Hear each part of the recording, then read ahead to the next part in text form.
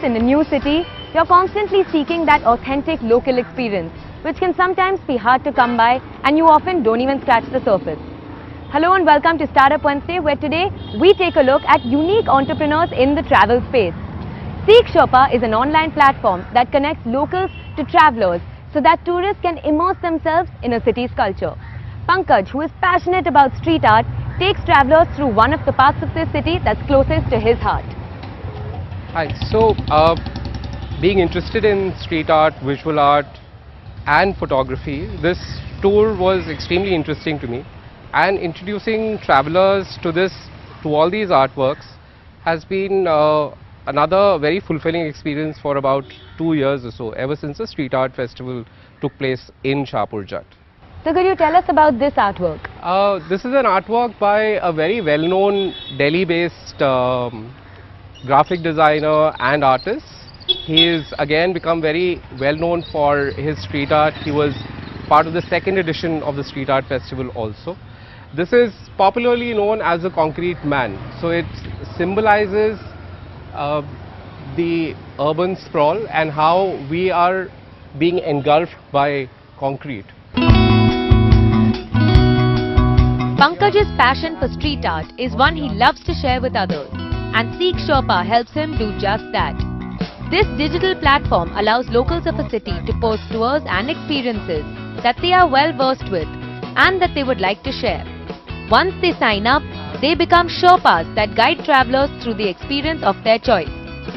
For travelers, these first-hand interactions with locals and their versions of the city act not only as interesting experiences but also a unique historical and cultural perspective of the place, as Pankaj proves with Shahpur Jat's street art.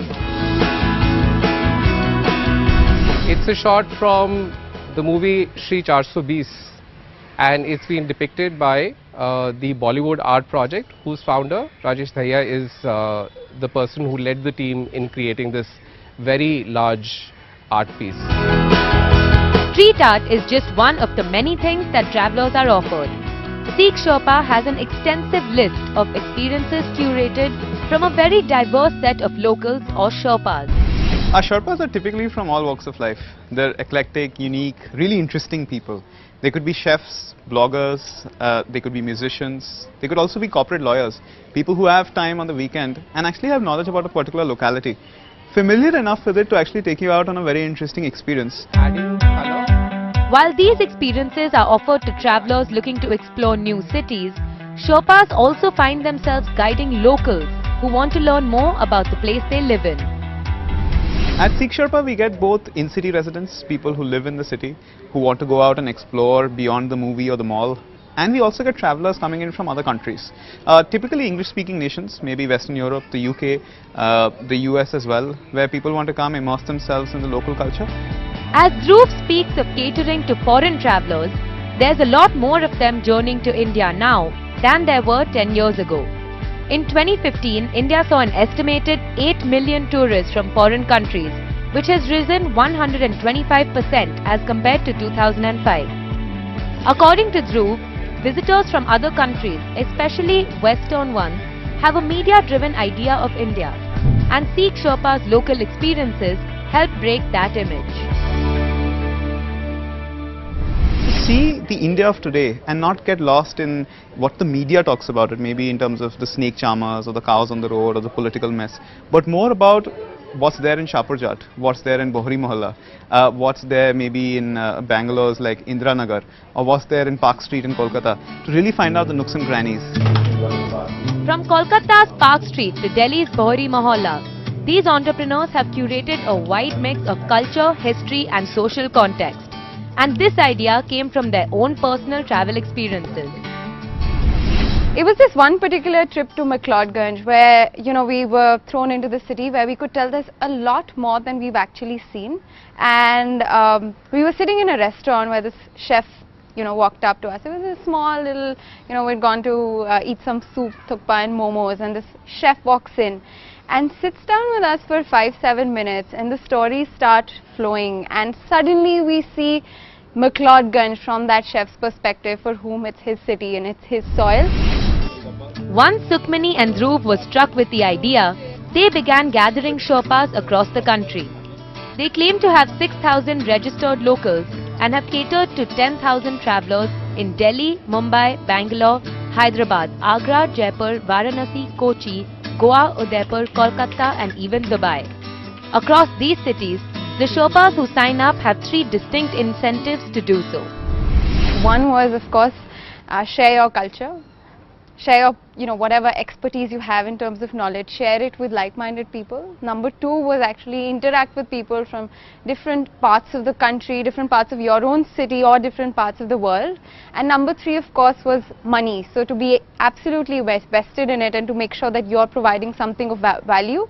Sherpas charge a fee. Extra cash is one of the incentives for Sherpas to get involved in the world of travel, and they're not the only one. Tourism has proved to be a lucrative option for many and has consistently contributed to about 6.7% of India's GDP between 2009 and 2013. As for SeekSherpa, they raised their first round of funding in 2014 by Venture Nursery and currently claim to be self-sufficient. While SeekSherpa helps experience the local flavors of a place, travellers are met with other difficulties as well. For unmarried couples, moral policing makes it very difficult for them to find a hotel room. Enter Stay Uncle, an online booking platform that has just one motto: couples need a room, not a judgment. For most people in India, making a hotel reservation is a reasonably simple process. But for unmarried couples, seeking the privacy of a hotel room involves uncomfortable questions and demands of marriage certificates. And this disparity is what startup Stay Uncle is looking to change. It's to remove this social stigma that that why are couples denied a check-in? What's wrong with that? So we want to change the mindset of the people that it's absolutely normal. Shubneet and his co-workers are attempting to shift this mindset by offering unmarried couples a host of curated hotels that will allow them to book a room for 10 or 12-hour slots, day or night, without any trouble.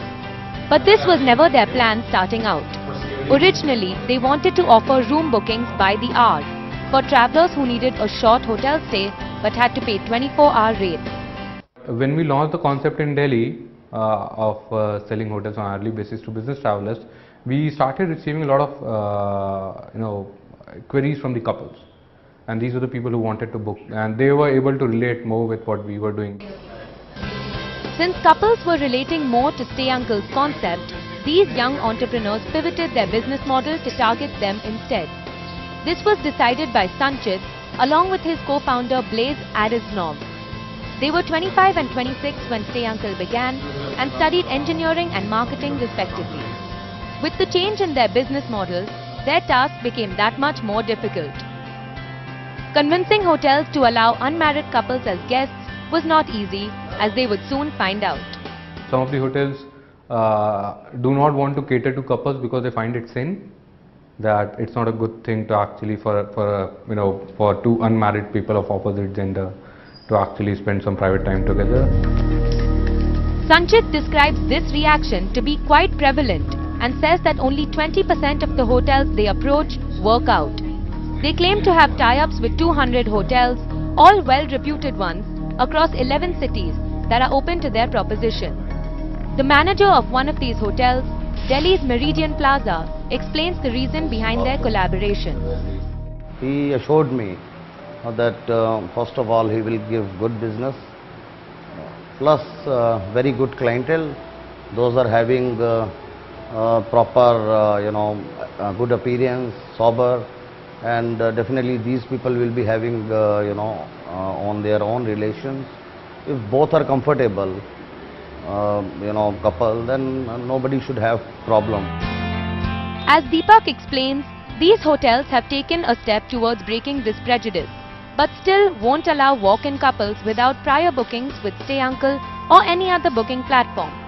And this is a very subjective call that they make based on their own judgment. On physically, when they check in, the manager has to decide, or front office, they should work like policeman without uniform. If both are in proper age, because if they will be around 25-30, definitely they knows better how they are going, and knows about life and all, and what is good and bad. But below average, you never know whether boy has just taken the girl only for having coffee or that. India has no law that disallows unmarried couples from booking hotel rooms and only requires some form of adult identity proof. So one thing is very clear, government allows that.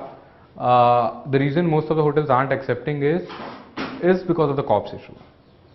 Because of the raids that have happened in different cities in India in the past. And these hotels do not want any kind of hassles happening at the hotel, and that's why they thought that it's better to actually completely stay away out of it. These cop raids that Sanchit speaks of have been seen in many parts of India. Last year, Mumbai's police raided hotels in Mud Island and Aksa Beach, picking up 40 couples, all consenting adults, charging them with public indecency and fining them before releasing them. Startups like Stay Uncle help unmarried couples find privacy safely without any such trouble. Apart from Stay Uncle, Oyo Rooms with its newly launched relationship mode and Stayzilla are other companies that are also helping fight this prejudice. It's time for a short break now, and when we're back, we'll take a look at how companies are helping the LGBT community have discrimination-free holidays. Stay tuned.